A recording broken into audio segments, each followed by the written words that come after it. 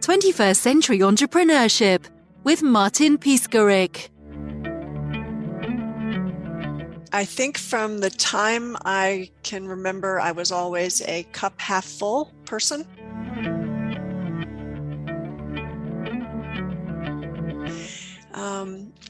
Looking for the positive light, I would jump with both feet, assuming there would be something under me.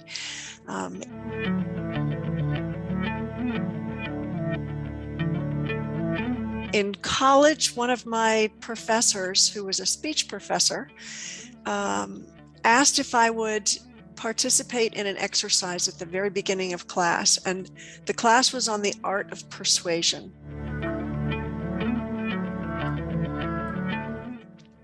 And I attribute this as my first experience that gave me insight into the power of conversations. He asked me to find something to pick a fight with him on, not to pick a fight, something that I could ask him to do. And I had no plans, and he said, "You'll know what it is when I walk in the room." And he walked in and he was wearing sunglasses. And as you can imagine, that would be very distracting when you're trying to have a professor teach you with sunglasses on. So I raised my hand, asked, "Could you take the glasses off?" And he said no. And so I began to argue with him and explain why. And I tried to enlist the class in, wouldn't you all like to have his glasses taken off as well?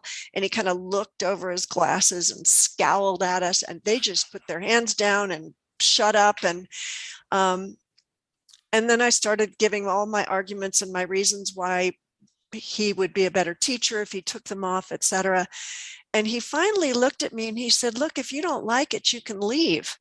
And by that time, I was so into what I was doing, I picked up my books and my purse and I walked out of the classroom. Got out in the hall and was like, yikes. And less than a minute later, he kind of came out and he said, "Great job, come on back in." And he said, "That is a perfect example of how not to persuade anybody to do anything." And the course was really all about how do you connect with people and find common grounds and bring them towards where you want them to go. But it was kind of a first lesson in how powerful our conversations can be and how we use them. Research and the model that explains the way I work and the way I live my life. And Jackie and I, ever since then, have been after how do we put this in a really easy way for people to be able to use the appreciative inquiry practices to create positive change in their relationships and in their life. And that's what our book is about. It seems like your life was a sweetest dream, or you had your nightmares as well. I did. I mean, of course, I have all sorts of ups and downs. My nightmares. You want real personal nightmares or work nightmares? Well, anything that where you used your positive thinking, positive mindset to solve the issue. Okay.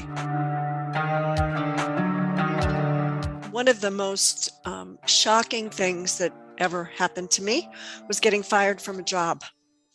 And I'd been in the job for 2 years. How disgusting. Yes, I know. And how dare you giving me? Okay. I couldn't imagine that ever happening to me. Very sad moment indeed. It was more embarrassing than it was sad for me, because I had already started working on a nonprofit and I was going to give this job one more year And then I was going to start my nonprofit. So I'd already started. That's the problem. That's the real problem, really. Yeah, It okay, I understand. was, yeah. Okay. And so, So it's not just about ego, but there was a real issue. Yeah, and my heart wasn't in what I was doing. It was kind of a transition to where I wanted to go, but not even having an inkling that was coming was a complete shock to me. But it didn't take me very long to spin it into, well, this is great. Now I can put 100% of my time into it. I just needed kind of the kick in the pants from the universe. And yeah, I didn't stay in the wallowing for very long. So if I understand, you were some kind of new entrepreneur, because there are a lot of entrepreneurs listening to your story, and they have their own pitfalls and their own ups and downs. A lot of them are in startup phase. So for them, it's probably hard as it was for you. Yes. And I did end up starting a nonprofit business, which I left 10 years later, and somebody else grew it into something much bigger than I did. And I'm a serial entrepreneur. So I started another company quite a while later, which was very, very successful until my business partner got in a relationship that totally split our company apart.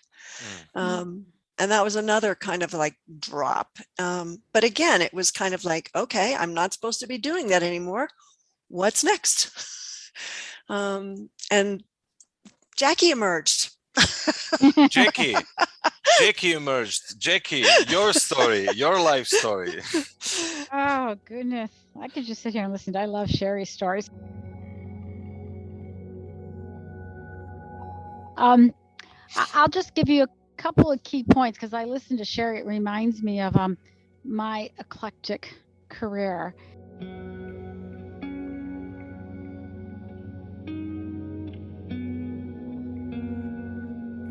And my very, very first job, besides, those of us who have to babysit, was I was actually a lifeguard, a swim instructor. And what I didn't realize until I learned about Appreciative Inquiry is as a lifeguard, we told the kids, don't run on the deck, and they run on the deck. Don't dive in the shallow end, and they dive in the shallow end. And we always gave them commands of what don't to do. And then they would hear the run and the dive, and they did everything we didn't want them to do. And I didn't realize it till many years later. If we could only tell them to walk on the deck, dive in the deep end, boy, how helpful language would have been if somebody trained me as a 14-year-old what I learned when I was 29-year-old. And I worked a lot with entrepreneurs. I worked for the Michigan Small Business Development Center Network, and my job was to help people put business plans together to start a business or to help entrepreneurs who are expand their business. And I remember one time doing a presentation in one of the small businesses I was working with, and somebody got really angry about the color red that I picked for the brochure and how ugly the red was, how they didn't like the red, and I finally in the moment said, so tell me, what red would you like? He said, I don't know. And then I showed him all the reds that I looked at. And he asked me a question. He says, I didn't know there were that many reds. He said, well, why did you pick this red? And we got into the conversation of the red and these PMS colors. And he's like, I really love the red you picked.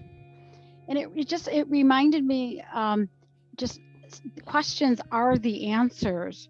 And he said, and nobody ever asked me, what would I like? And I was lucky that he says, I'm always telling people what I don't like, and they get into arguments. And he said, I was 19 at the time. He said, you young lady, you actually asked me what color I would like. And then we had this conversation about the color red, and he loved the color red. So I just think of these pocket of stories of how important questions are, to ask questions, and how to reframe situations when things are going wrong for you.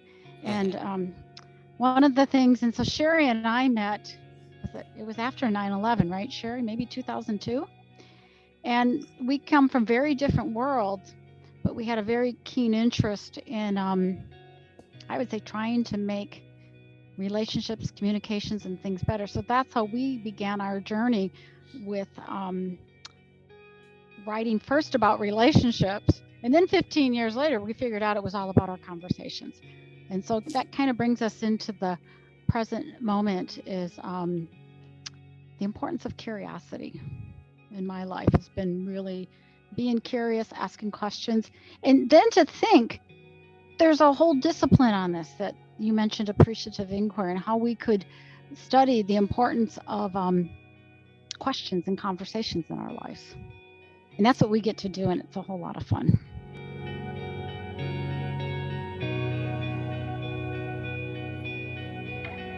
What kind of communication two of you have each other? That's a really interesting question. I think that Jackie and I are, as Jackie mentioned, we come from very different backgrounds. We also have very different strengths. And our communication, I think, has gotten better and better and more open and honest, and our capacity to have empathy and compassion and trust one another has grown over our years of working together, because we make room for one another's strengths instead of fighting it in our conversations. And just an example would be, I tend to be pretty intuitive, and so I'll make these big leaps. Mm-hmm. And Jackie is like, I trust where you're going, but I cannot follow you. You're going to have to give me the stepping stones. And she forces me to find those stones that are under there. And sometimes I'm like, I'm sure it's here, but I have no idea. But between the two of us, in trying to find and make it really explicit, we even sometimes end up a little bit off from where I thought we were going to jump. And so the combination of being open to, instead of resisting each other, it being open to the different styles, I think ends up making not only our overall work together so much better, but we've, at least I'll speak for myself, I've really grown conscious of where I need other people with different strengths to partner with me in different ways, because Jackie's skills and the strengths that she brings are absolutely essential I am so sorry. Jackie's skills it's a call for change. Yeah. Jackie's skills are absolutely essential for the success of what we do together. She makes sure everything is professional, and that things are clear and explicit and correct. And that is important when we're trying to communicate, especially if we're trying to make something complex simple. And so I'm a very simple person. No, you're not simple at all. It's that capacity to, like, let's break this down because it's not clear yet. And it's helped me get really clear.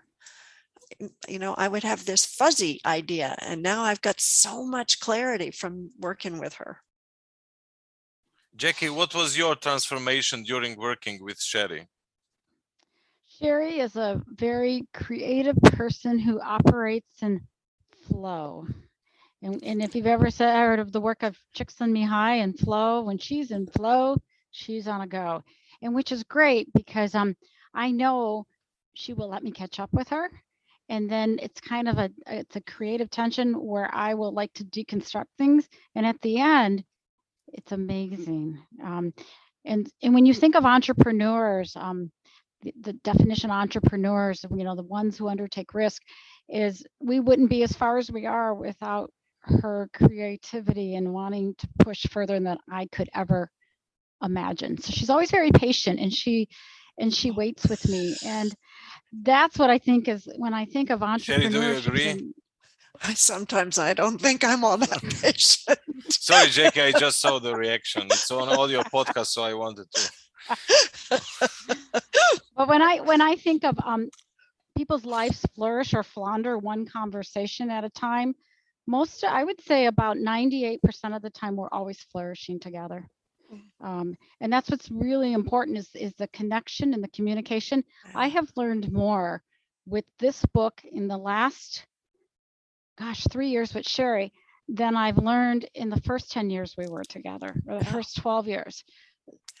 And that's why we have a chapter called It's Not Magic, It's Science. There's so much science behind this, but it feels really magical when you're building your companies and your communities and you're doing things. Situation when you helped each other significantly or on a deep level? Kind of the title of the book comes to mind, Cheri. The journey on. It was easier to write the book than name this book. And when because I remember I was in Ireland when we were going through the title. You talk about science. We knew in the title we wanted it to be around conversations, and we knew we wanted this word appreciative inquiry in it. And our editor did a title search, and we both had two different ideas about titles, but the data came back that the book should be called Conversations Worth Having, and of course there's a subtitle. And we didn't like that title at first.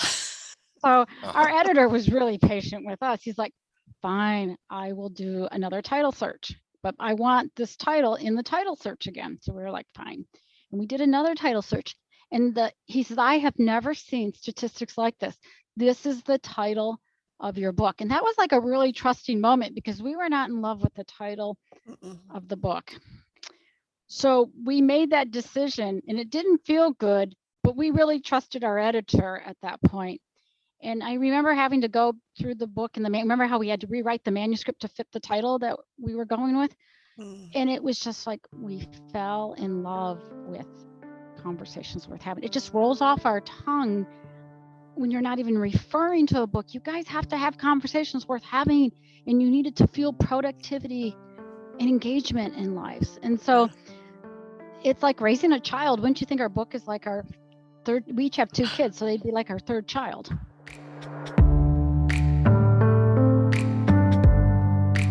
So how did you celebrate success? A question for both of you.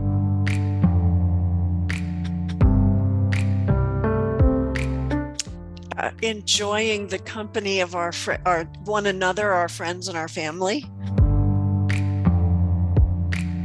We've celebrated success that way. We've celebrated success by sharing what we are gaining with those people that are working with us.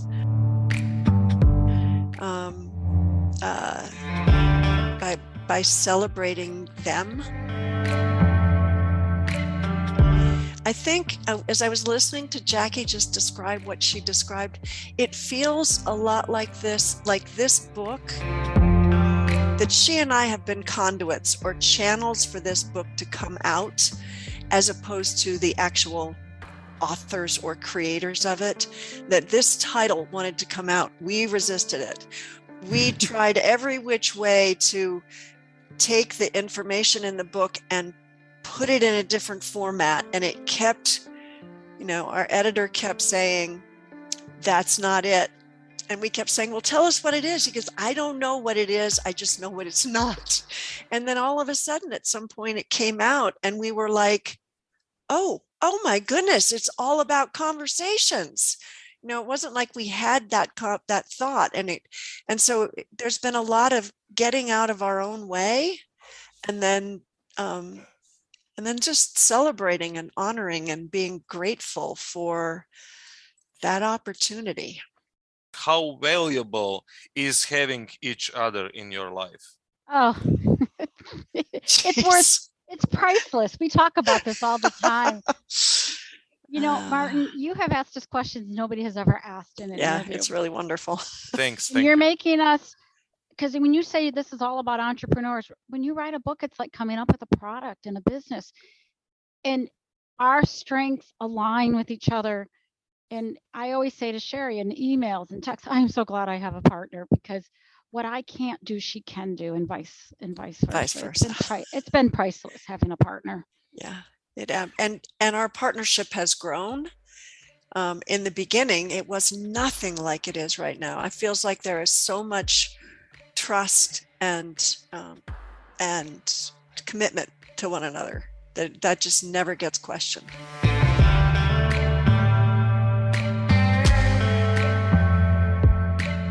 Are there any other models for entrepreneurs listening to us, such as peer-to-peer, that they can use for having such an experience as two of you have during working together? I was in peer-to-peer because I felt alone, and a lot of entrepreneurs are feeling alone, and 75% of my guests are alone and want to have this kind of cooperation and life experience two of you have for a long period of time. So for them, what's the orientation, what's the energy into direction of finding that one and only Jackie or one and only Cheri? Boy, it's a good question to I don't know that there's a tried and true way of how you find that person. I think that finding someone who has the same passion and long-term goal that you do is absolutely an essential part of it. And then the other part is not partnering with somebody that's just like you. It's like, who's the person? It's not a romantic relationship, but who's the person who's going to complete me?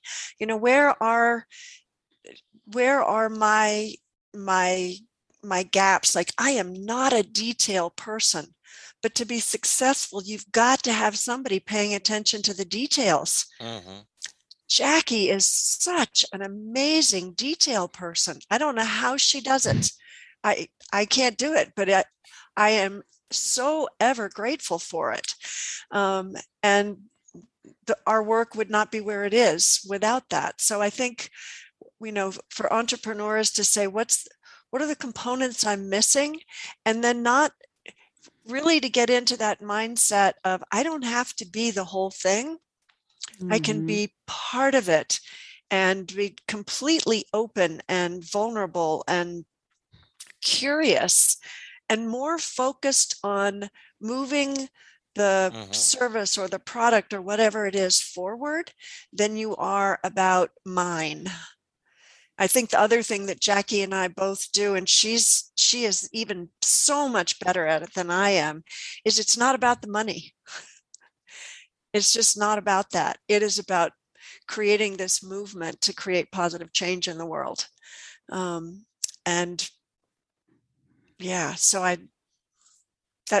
those are my thoughts. Yeah, I'm gonna pick on three things that Cheri said and kind of build on it. Diversity of thought is really important. Diversity is something we could see. You could look at people and see men and women in a room. You can kind of tell different ages and color.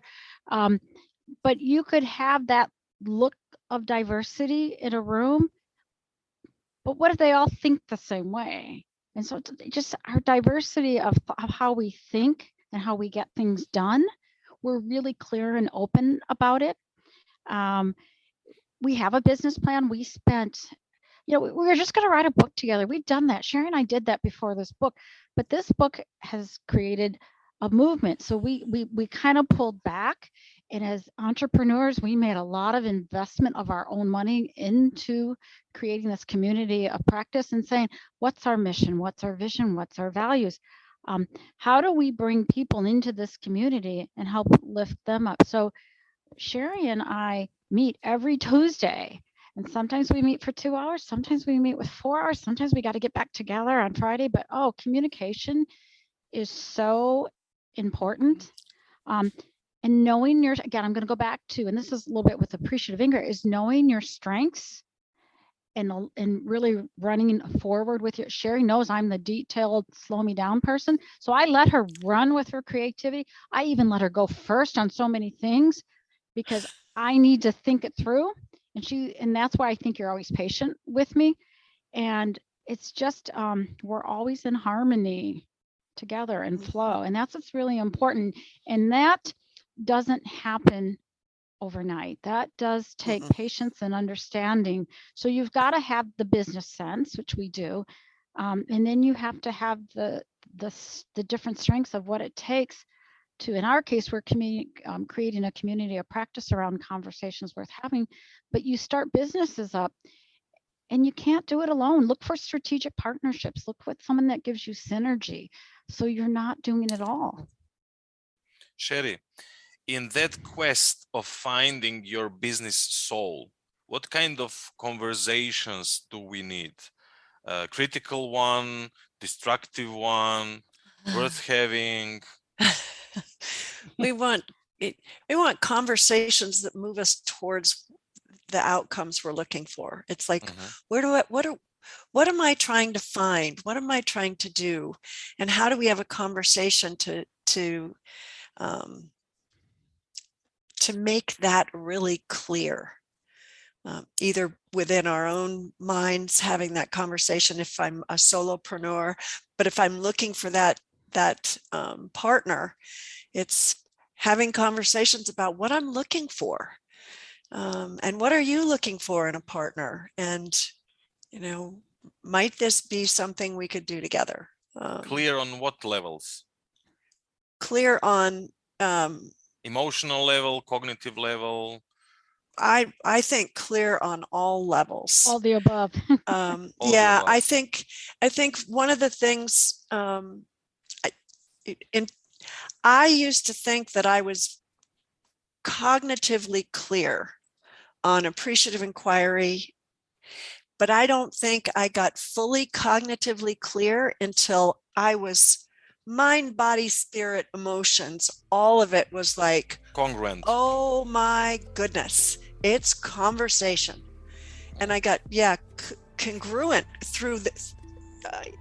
And all of a sudden, it was a whole different level of clarity for me.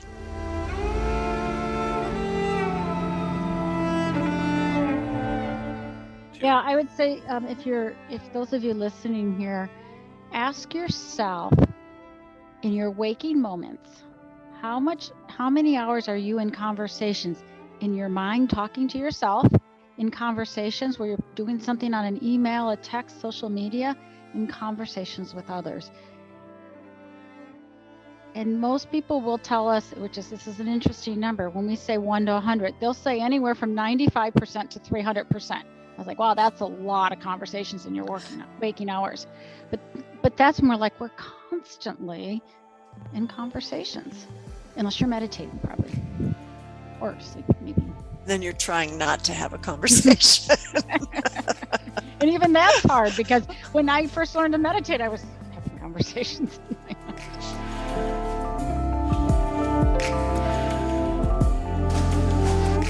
But is it possible to have some higher state of mind, some higher level of awareness, and still being able to communicate, to interact? That is the goal. Absolutely, to be able to communicate with intention. So being aware of what I'm saying and aware of what I'm doing with my words. Being aware of your heart chakra. Yes. Yep.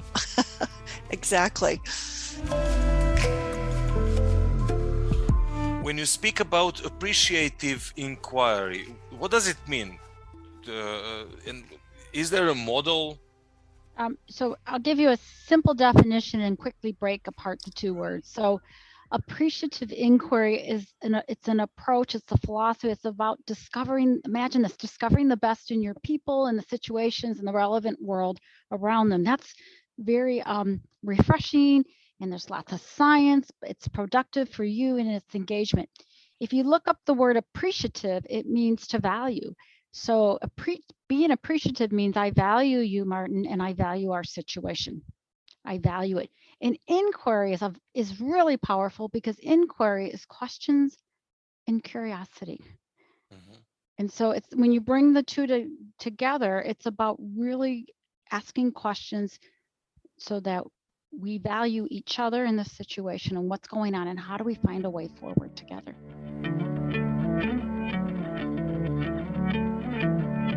That's amazing, having the context as well, taking into consideration the context as well, not just the interaction per se. I really like the model a lot. So if we want to learn more about everything you shared with us, where to start? I'm biased, I think, because I'm the author, but I've had other people say to me, if somebody wants to understand appreciative inquiry, your book Conversations Worth Having is the place I tell them to start, because it's simple, it's straightforward, it's something they can do immediately. And then it also gives a taste in chapter 6 of the more complex appreciative inquiry for a whole system. And then they can, from there are resources in the book if they want to look further. And that's what I would say. And I would say the least expensive way, if you just want to take a peek, if you go to cwh.today, you can download an overview of the book, the preface, the introduction for free. There's a nice explanation of what the book is about, the importance of the questions, generative questions you ask, and it just gives you a real taste. And this is so simple to do. And I will tell you that people say, well, how do I do this in a work environment? Well, in our book, we give you everything from how do I do this with my kids? How do I do this with my family? How do we do this in workplaces? It's going to be your best return on investment is your conversations.